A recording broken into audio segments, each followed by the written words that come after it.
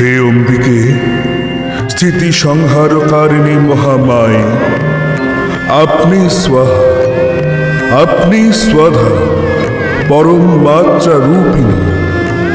আদির আদি আপনি সর্বমন্ত্রময়ী, সৌম উগ্র সকল রূপেই ব্রহ্মাদিরও শ্রেষ্ঠা।